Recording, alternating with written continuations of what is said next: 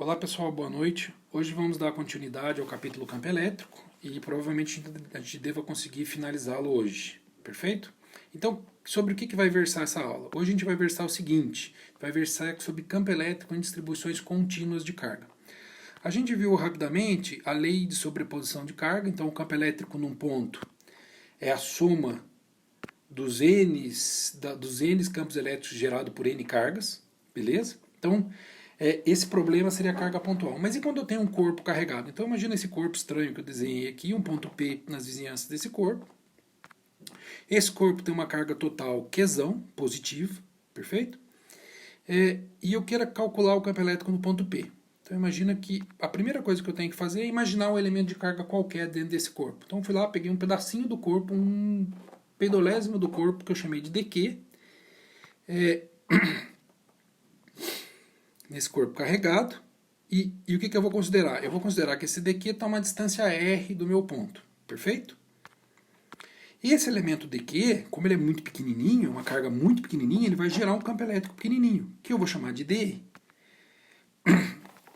Como que eu calculo o campo elétrico? A gente viu semana passada, na semana retrasada, aliás, que o campo elétrico num ponto é kq pela distância ao quadrado, beleza? Mas o que vai acontecer? Se a gente imaginar aqui, se vocês observarem, se eu pegar um ponto aqui, deixa eu só dar um zoom aqui na minha tela. Se eu pegar um ponto aqui, por exemplo, esse ponto aqui vai ter um outro vetor que faz um outro ângulo com esse ponto, e assim por diante. Se eu pegar um outro ponto, e assim por diante. Então, esse R aqui é um vetor, ele me indica uma certa componente J, nesse caso bidimensional, ou IJK no caso tridimensional. Então, voltando à expressão aqui. Se eu pegar essa expressão aqui, ela vai me mostrar o seguinte, o campo elétrico no ponto P é dado por essa expressão, mas o campo elétrico não é E, e sim DE. Então, aqui eu vou substituir DE e gerado por um elemento DQ. O que significa? Significa que esse é o campo gerado por aquela carguinha ali, pequenininha que eu marquei. Aí a pergunta é, e pela carga total do corpo? Quanto vale o campo gerado por todo o corpo? É óbvio que para fazer isso, eu vou ter que integrar isso aqui, somando cada um dos elementos de carga. Só que escrever isso em termos do somatório, para um corpo contínuo, é quase impossível, vai ficar infinitos elementos. Então é mais fácil eu integrar isso ao longo do corpo. Então como é que vai ficar essa expressão aqui? Eu vou vir e vou integrar a expressão de cima. Quando eu integrar a expressão de cima ao longo do corpo, eu vou ter que dE no ponto P é o E do ponto P, que vai ser igual a constante de Coulomb vezes, que é constante, pus para fora, vai ficar dq sobre r ao quadrado vetorial. E isso ao longo de todo o corpo. Só que tem um problema, eu tenho um puta trabalho. Cada ponto do corpo, como está marcado em vermelho aqui, vai ter um ângulo, vai ter um vetor posição, isso vai dar um trabalho, um suador grande para a gente aí nos próximos exercícios. Então, a primeira consideração que eu vou fazer é o seguinte, a simetria do corpo. Então eu vou tornar o meu problema um pouco mais solúvel, fazendo algumas considerações, porque essa integral ela é uma integral de carga em função de posição. Então eu preciso fazer uma troca de variável aqui se eu quiser resolver esse negócio. Mas a primeira consideração que eu tenho que fazer é a seguinte. Eu vou considerar que a carga total do corpo, ou seja, como a carga está se distribuída em função da área, em função do comprimento, em função do volume do corpo, seja uniforme. Beleza? Fazendo isso, qualquer ponto que eu pegar do corpo vai ter sempre a mesma carga.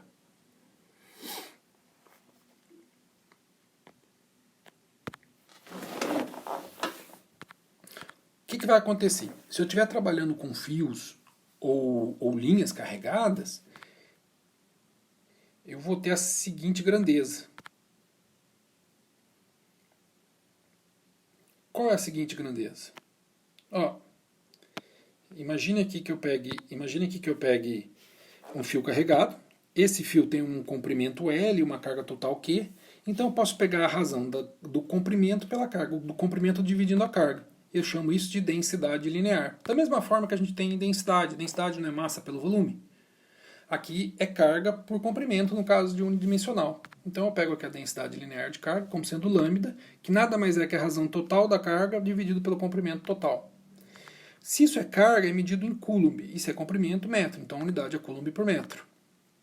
O que eu posso admitir? Eu posso admitir que se lambda for constante, independente do ponto que eu olhar no fio, ele vai ter sempre a mesma carga. Então se eu pegar 10 centímetros na ponta do fio, como eu estou marcando em amarelo, 10 centímetros ali, lá, eu vou ter sempre a mesma carga. Perfeito? Então, nesse caso, a gente diz que a distribuição de carga é uniforme. O que vai acontecer? Vai acontecer o seguinte, se eu pegar também um elemento pequenininho do fio, que eu chamo de DL, obrigatoriamente, se esse comprimento é muito, muito, muito fininho, eu vou ter uma carga muito pequenininha. E eu posso reescrever o lambda como sendo dQ sobre DL. Aí a pergunta... só tenho que comentar isso aqui. Eu posso escrever que DL é uma coordenada qualquer, mas é mais viável escrever em função de x, de y, dependendo de como tiver o fio. Daí a pergunta que fica agora é a seguinte: e se lambda não for constante? Ou seja, e se a densidade linear não for uniforme? Para a gente responder isso, olha esse exemplo aqui. Ó. Então imagine que eu pegue um fio, esse fio tem um comprimento de 2 metros, e uma densidade linear de carga positiva, ou seja, a carga do fio é positiva, de mais 2x², coulomb por metro. Aí a pergunta que eu faço é, o que significa isso? O que significa esse corpo ter uma densidade escrita desse jeito? Então, para responder isso, olha, vou abrir outro slide aqui, só recopiei o enunciado. Vou escrever rapidinho. O que significa isso? E eu faço outra pergunta. Qual é a carga total desse fio? Então, vou chamar isso de pergunta 1 e pergunta 2. Então, dá uma olhada. Como a gente pode resolver isso? Então, vamos pensar um pouco. Ó. O lambda é 2x². Se é 2x², significa que esse cara aqui que eu estou circulando em vermelho, depende, ou é função, da posição no fio. À medida que o x aumenta, a densidade de carga aumenta. Então, olha esse fio aqui que eu estou desenhando. Esse fio, que eu dei zoom, ele vai acontecer o seguinte: se x é igual a 0,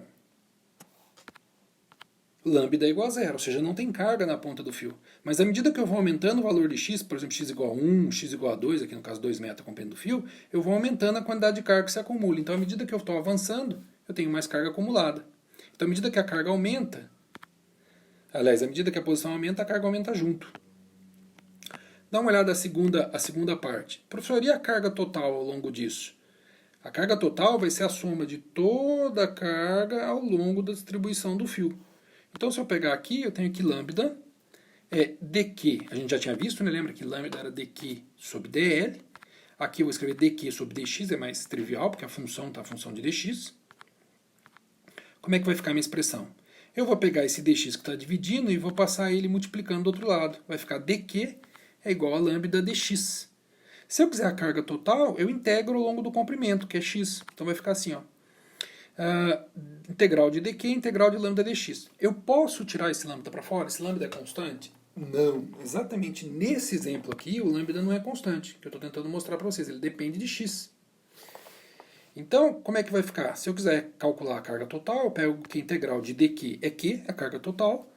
No lugar do lambda eu ponho 2x², que a gente já viu ali do outro lado, e dx. Eu integro isso ao longo do comprimento do fio. Vai ficar 2x ao cubo sobre 3, de 0 a 2 metros. Ou seja, 2 vezes 2 ao cubo dá 16 terços, 5 coulomb.3. Então, o que vai acontecer?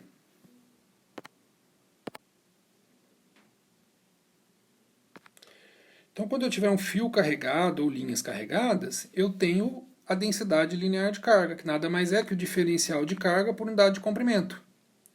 Aqui o comprimento é interessante eu escrever em termos da função ou da simetria que eu estou resolvendo. Então, função de x, de y, depende da posição que melhor se encaixa aqui, da melhor coordenada para resolver essa integral. Se eu tiver placas ou superfícies, eu vou ter um sigma. O que é o sigma? O sigma é a razão da carga por unidade de área. Então eu tenho que dq vai ser dA, dq sobre dA. De novo, se sigma for constante, significa ou equivale a eu ter uma distribuição uniforme ao longo dessa placa. Perfeito? Sigma a gente chama de densidade superficial de carga.